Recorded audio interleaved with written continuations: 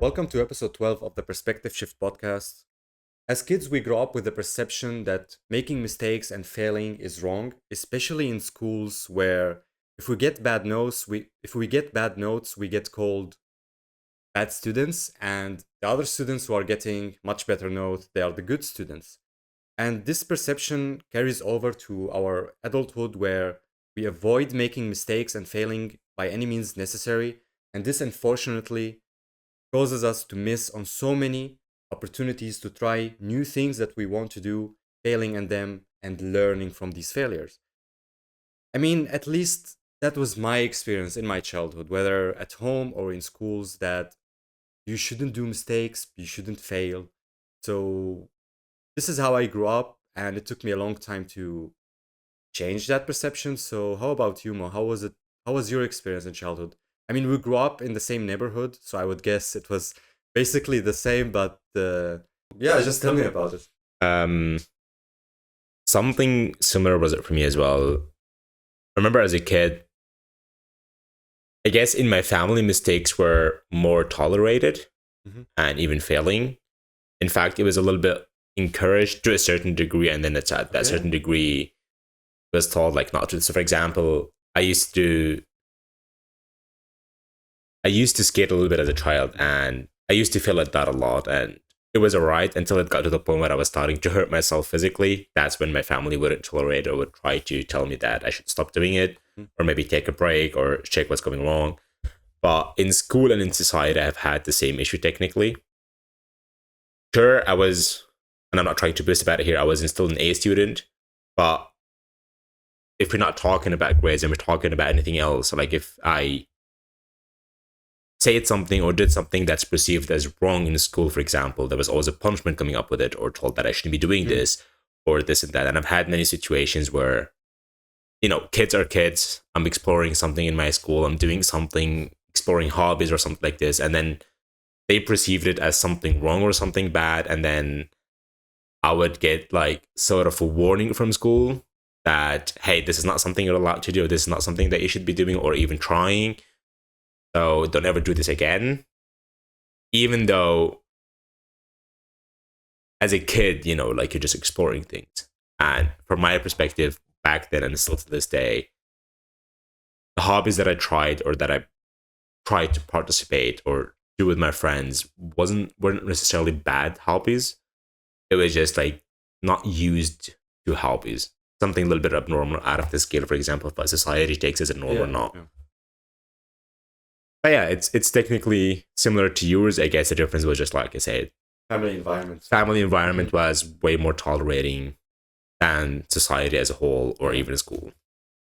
I think it's probably a cultural thing as well. I mean, I think in our environment, people were more punishing if you do something else, or if you fail at something, maybe people would mock you more and stuff. I'm not saying this only happens in our countries, but maybe we did experience it.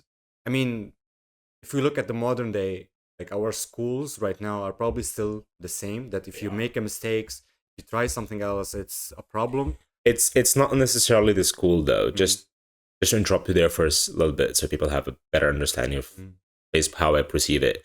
It's not necessarily that the school is definitely a part of it. Like, you know that I'm not a fan of the schooling system, but at the same time, it's the small communities that we build up around ourselves as kids, whether it's at school or not. So, like, we belong to this tribe, to this group of friends, and this is the norm for us. So, if somebody comes from the outside and they're doing something else, we perceive them as different, mm. and then we start being harsh to them as well, whether it's bullying, whether it's demeaning them, whether it's insulting them, whatever it is. And that also teaches you that not to try something else and not to do Yeah. mistakes Mm. because you're gonna end up being I laughed. was actually, gonna ask the question that why does this happen in the first place in school or in certain environments? Like, why are we so punishing towards, or It's why? monkey see, monkey do. Yeah. It's simple as that. I was talking about this other day with my family. I was like, monkey see, monkey do. And my Mm, family started laughing. I was like, no, it's like the kid is the monkey. And when the kid, in that sense, gets treated from his friends and his families and his environment as when you do something like this, you're gonna get punished or get mhm. laughter or something. That's what they're gonna do when other people do the same around them in their surroundings in Mhm. school. And then you add the fact that we build communities and we build a group of friends, and then anyone from the outside who does not Yeah. align with us has to be wrong. We're kids. It's not like we have that self awareness or we are conscious of it. We just are a bit more natural, Mhm. like how nature has made us to be. So we end up kind of like telling them off by laughing at them, bullying them, just how we were taught or treated within our family and our Yeah. communities at younger Yeah. ages. I think this is a big part of the reason, but I think there's also another reason that a lot of people who see that they are professionals Mhm. at something, if they see someone else who doesn't know how to do that thing, they don't realize that they need to learn that in a slow process. Like, Mhm. oh, let's say you're a professional doctor and someone is training in your, what's the word for it? Like in your office or in your practitioner place, in Your your praxis. in your praxis. Thank you. And they're making mistakes and you're being intolerant for them making these small mistakes because in your eyes you're seeing how good you are at that thing and that you wouldn't do these mistakes anymore and you are being intolerant to that person who has The no idea. norm changes for you. Yeah, it's like something related to the ego where I'm really good at this and I expect everyone else to be also good at this, but we don't realize that people need to learn and they need time to realize things and improve, and they need to fail and make mistakes in order to do that. So that brings me to the next point, which is why in the first place it is really important to fail and do mistakes in order to improve at things. So what do you think about that? This answer might piss off a lot of people. Hmm. I'm good at pissing people off at this point. um, Failing is a must because most people, when you're joyful and when you're happy, it's like you're in a flow state. Yeah, It's you're for not sure. asking you. I feel like the majority of people don't ask themselves the question, "Why am I happy right now?" Because they're just happy. Hmm. And even if they're aware that they're happy, they don't wonder why they're happy and what's making them happy when they're just like in the moment. But the second that you start failing, because you want to avoid the pain, you want to avoid the hardships, you want to avoid whatever comes with the failure or the mistakes that you've did, the after effect, the treatment, whatever you want to call it, you start asking yourself the question, why did I fail? And then from there on, you learn from your failures and you're able to avoid them in the future so you don't get the same reaction, Hmm. treatment, outburst, outcome, whatever you want to call it. But if we actually, that's something that I tried to play around for multiple months. I'm not going to exaggerate it. I still don't have the data within myself or with other people. But I feel like if we teach ourselves to ask why we're happy and why is this thing working out and what made it work out, I feel like this might be more sustainable for the future instead of focusing on the failures and asking ourselves, why am I failing? What am I doing wrong? You know what I mean? Because like failure is really a subjective thing and Sure. it could always be a different reason. Like you failed at this because you did this. So even if you learn why you failed, that doesn't mean that you're going to be able to sustain it because Hmm. we're bound to fail as human beings. So what I've been trying to do within myself is like, okay, I'm feeling good today. Why? Not in the sense of like, okay, why am I feeling good? I should be feeling bad, but in the Hmm. sense like, okay, I'm really happy. Why am I happy? What did I do differently? What happened differently? Exactly. Hmm. What made me happy? How can I take this or how can I take this joy and make it a little bit more Hmm. sustainable? Okay, this is working out for me. I'm really being consistent with this thing. How and why am I being consistent with it? And how can I make it even more consistent? Hmm. And when you fail, of course, you can still ask yourself the question. But I guess the thing is, people focus too much on the failure just because we're not used to asking ourselves the opposite when it's good, when it's going good. We're not used to asking ourselves, why is it going good? And we just tend to focus on the failure, which is why I guess a lot of people tell you that you have to fail in order to become something. I don't think, I wouldn't say that you have to fail. Like there are things that you're gonna do, and from your first try, you're gonna be steadily and consistently successful, and you might actually avoid the failure, but it is not the rule. It is just the exception, I would say. Yeah, But for in sure. most For cases, sure. you are going to fail. But I think a big problem why, I mean, besides what we experience in our childhood and all, why we have this relationship with failure is we take it too personally that, I did this, I failed, I'm bad, I'm not good, I'm not going to be successful. We will personalize a failure that happened, that we take it too personally and we generalize it in our personality that we are just a failure and we're not going to get better. And that demotivate us to try other things that would put us in the situation of failing again. I think this is, I would say, just another reason why we have this relationship with failures. But in that moment, when we are thinking in that negative way, we forget that these failures need to happen in order to learn something and actually improve at the thing that we're trying to do. And so we just stop ourselves and hinder ourselves from trying anything. And I think this is a big problem because there's so many things that we want to do and we're just afraid of approaching them, afraid of starting them because of being exposed to these failures. Um, I mean, this is something that I experienced myself, that I struggle to initiate new things, start new things, because I don't want to make mistakes right now. I don't want to fail. But once I start and I'm in the process, it becomes much easier to accept the whole process, to I think you need to have, talking about it from a different perspective, if you are working on your mistakes, your failures, whatever you want to call them, I think it's almost needed to have somebody there who is telling you Mhm. that you can do it. They're genuinely encouraging you to change it. Mhm. And you are aware, and they have made this clear, that even if you fuck up, you're not going to get the same reaction that you've gotten in the past. But I'm still going to be there. I'm going to be supportive of you.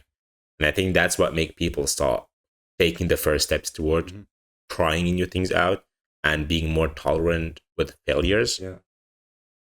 And once they take the first step and they notice that there's a different reaction that's coming from the people around them to the failures that they're making, that's when their perception and definition of failure changes a little bit.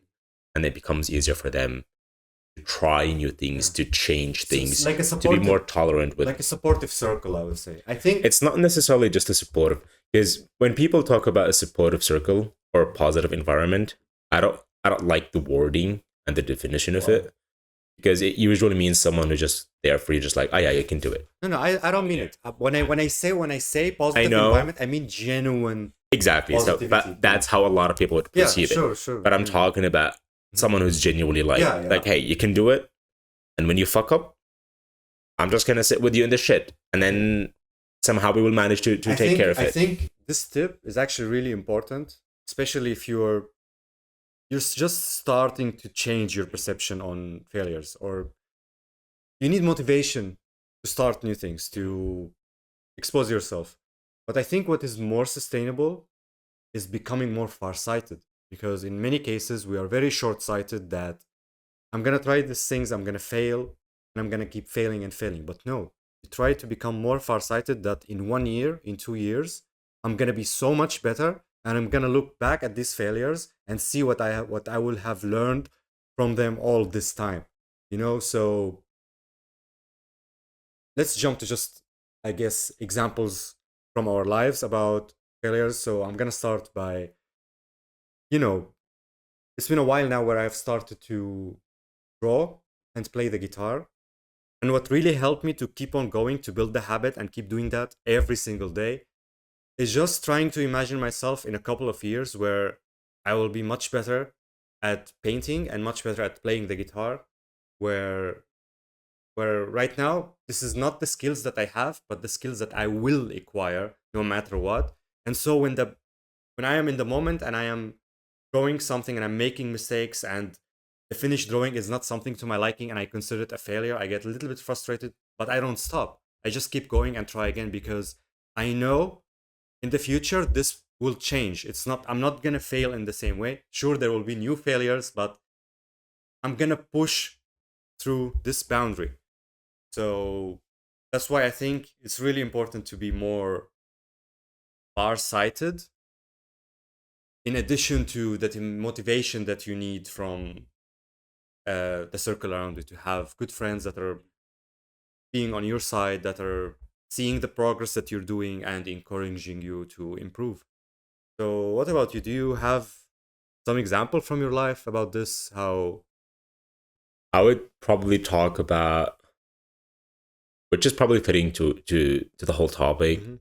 Um, when I started changing stuff in myself, when I started what people call the self improvement journey. I've already said this. I'm not really a big fan of the wording of it. Uh, when I first started with this, and we've talked about it multiple times, when I would try to change way too many things all at once, and that would always lead me to getting burned out, hating it, hating this, just going down in that pit hole again. And it genuinely took me about 3 failures that I realized, like, okay, wait, maybe the issue is that I'm not aware of the failure, and maybe we should try a different approach to things. And then that's when I started doing what I've been doing right now for about a year or a year and a half, which is more sustainable, which is instead of trying to change everything all at once in a forceful manner, I'm just going to do it like one thing at a time, baby Yeah. steps, technically, like, okay, I'm going to focus on this. This is going to be my priority for the next couple of months. Then I would completely give it my full concentration and focus. And then, okay, this area of my life is kind of heading the direction that I want it. Now I can start putting it a bit lower on the priority list, and I'm going to focus on something else. Sure. And like I said, it took me like 2 to 3 years of trying things around how I would like it to go, and many failures and many burnouts and many misalignments within myself, till I realized that this is what works for me. This is how I like it to be, and this seems to be more sustainable. Yeah, and you had to try all of these Oh other yeah, things. oh yeah, If you didn't try them, you wouldn't have been on this path that you are on this method, on these methods that you are using that are working for you. So that's why, like, I see it, I think the most recent example is just the podcast that we're doing. Every episode, we find out new things that we are not doing so optimally, things that we can improve, things that we can get better at. And we notice the changes from episode to the oh next yeah, episode, oh yeah, and then we find out new things, and we do some other mistakes that we try to get better at, and that's how you become professional at the thing. And I also use the same method of like far-sightedness, where I imagine, like, this podcast growing with time, when we getting better at it, and in a couple of years our performance will be very different, and I am in for the journey, I guess. oh yeah. Same. I would like to go back a little bit though before we advance and discuss a little bit about why and how is it ingrained in us since our childhood that we have, or that we are better off avoiding failures and mistakes, and maybe even completely ignoring them and the fact that they're happening. Hmm.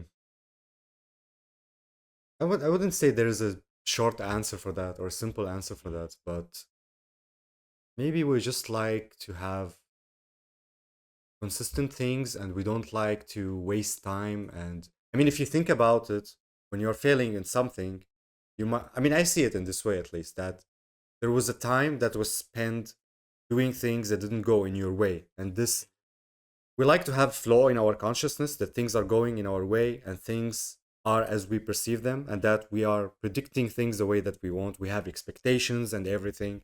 And so when something goes against our way, something is technically standing in our way, and that will disturb our consciousness. It will disturb the way that we want to go on, the path that we want to go on. And so this failure, this period where we were failing and making mistakes, it's like a timeout where, it just, we might perceive it as a time wasted. And I don't know, that's how I like to think about it. I also have a little bit more of a different thought process Mhm. about it.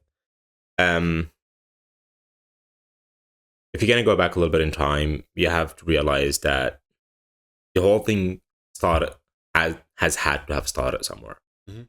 and it just got passed on from one generation to another. But I feel like the beginning was when we started separating failure from our human nature. Mhm.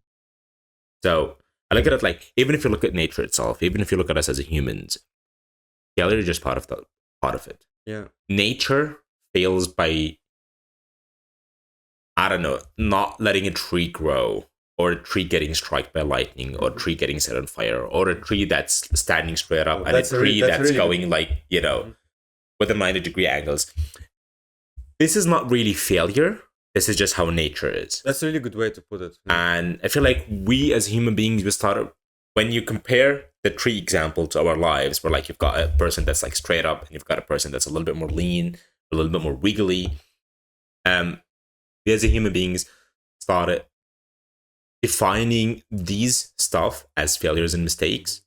And then we started separating the human nature, or the nature itself, and failure, even though they're not really failure to begin with, and they're just part of the human experience. And when we started making this separation between them, that's when we ourselves started to get a little bit confused about like, okay, I'm failing, but how am I failing? Why am I failing? Because we see them as wrong things. Like, even back then and even nowadays, when like an earthquake happens or lightning, or we perceive them as nature is being angry at us, or God is being angry at us, whatever you want to call it. And it's like something wrong that happened. But if you take it objectively, it's not wrong. It's just part of it.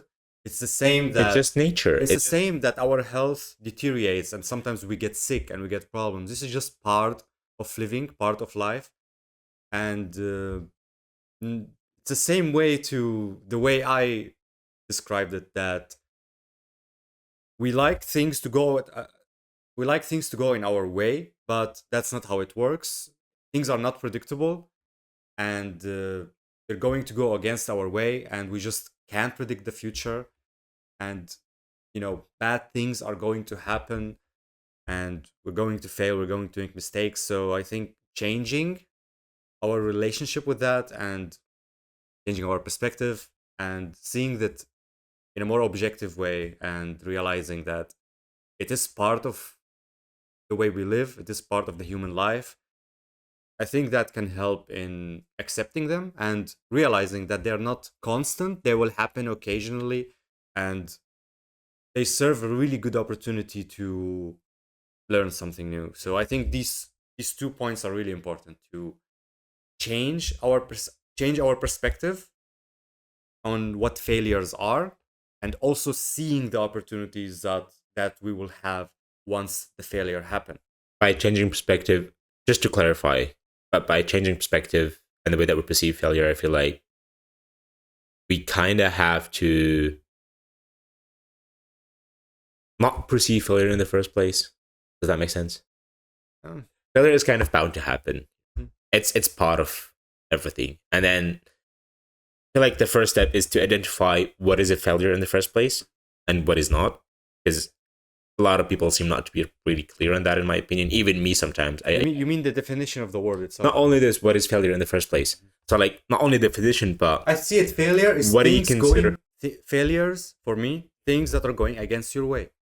You have something you want to achieve. For example, that I would just define as hardships.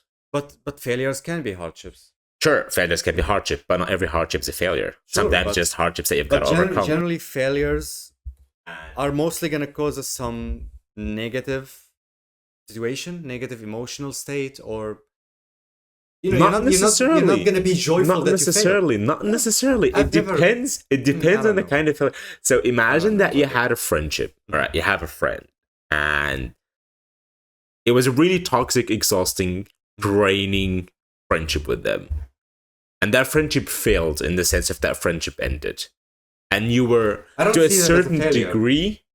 Well, so you liked that person, you hated the friendship. Does that make sense? You can like someone but hate the friendship. But...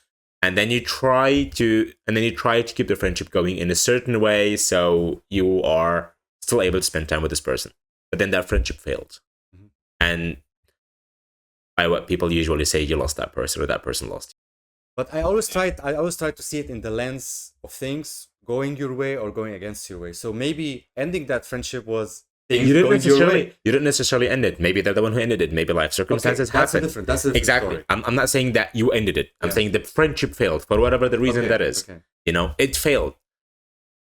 At the same time, you are kind of sad about it, that it fell and you lost that person. But at the same time, you are happy that you're out of this toxic friendship or relationship. Bittersweet silver lining. Exactly.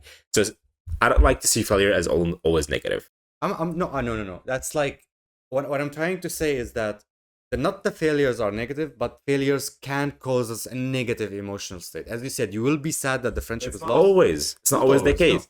And then I guess. it depends on how you perceive failure. Mhm. Back to this. Yeah. So, and then you have the first step is to define what is failure for you, because obviously everything is subjective nowadays. Yeah. So define it, what is for you, and then try to change your perspective on failure, and then maybe even get to the point where you don't see failure in the sense of failure. You just see like, okay, this is something that I could have done better. I wasn't able to do it as good yet, and then you try to work on it. Okay, let's imagine that failures are not subjective. Let's say it is something objective, and we are both people who perceive failure in a different way, in a better way.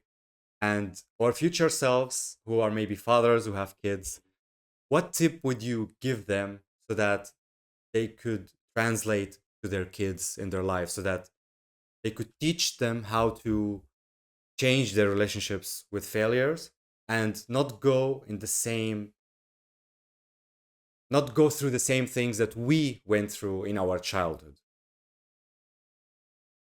It's gonna sound really simple and superficial, but kids be kids. So you wouldn't interfere and say anything? It's not that I would interfere and say anything. I would just let the kids be kids, in the sense of like a kid is bound to want to explore things. The kid is bound to end up hurting themselves while they're doing this, whether it's physical or emotional. And instead of telling the kid what to do and what not to do, and making the kid aware of their failures and aware of their mistakes, and then defining how they should be perceiving this, just let the kid be the kid, let the kid explore it on its own, and sort of just be a supportive. Being supportive when they fail. Not necessarily supportive when they fail, just be like the safe spot for them. When things go and get too tough for them and they want to rely on somebody or ask for opinion or help, just be that person for them. Not being punishing, maybe. Not only this, but like, if your kid fails, you don't have to go to your kid and be like, you failed. Because then you're going to make them aware of the failure, and then they're going to end up separating the failure from the human experience.